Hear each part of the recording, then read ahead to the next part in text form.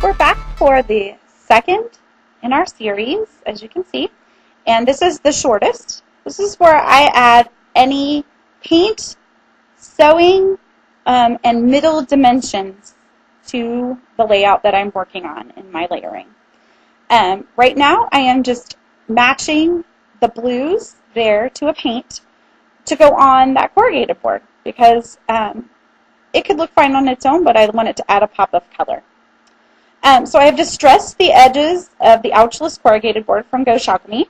I am going to be painting over the top with these colors, and I have the technique on my blog, sparklinggnome.wordpress.com. If you're interested in seeing that technique, it's not too hard.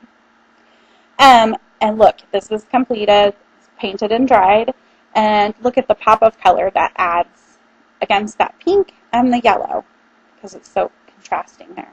I also have flipped the paper just slightly, and you can see how we have a lot of movement in that flower to the left, and that's why I did that.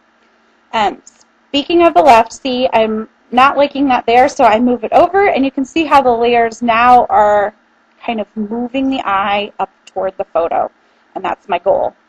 Everything else is staying the same from before, but I have also torn that Japanese paper to make it a little more narrow to fit on the right, and I'm now going to just spray it up with a little bit of glimmer mist to add a little bit of color and to tie it to those flowers. I'm going to hit it with my heat gun because I'm one of the most impatient people in the world, especially when scrapping. I get in a frenzy, so I am doing that really quickly. I also keep those game pieces down there because I'm kind of matching colors using that too. They kind of add to my layers. This is the point where I do my sewing, and in my layering techniques, I always add sewing here. I don't like to paint and then sew. My machine gets very angry because she's old.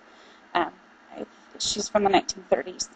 She was my great aunt's, and she gets really cranky. So if I sew over the top of something, she gets really angry at me, and I don't like that. So I'm just going to do imperfect sewing, no measuring, nada, and on my edges. And you can see I did like a little bit of a back and forth thing on the bottom. I did add a layer of gesso. I had the video, but my daughter accidentally deleted it, I discovered. So you can see I applied it with a Pampered Chef stone scraper. You could use a credit card as well, just to add a very thin layer of gesso. And that's where we ended up here. I told you, it was super quick. Come back next time for all of that embellishing for number 3. Thanks so much for watching.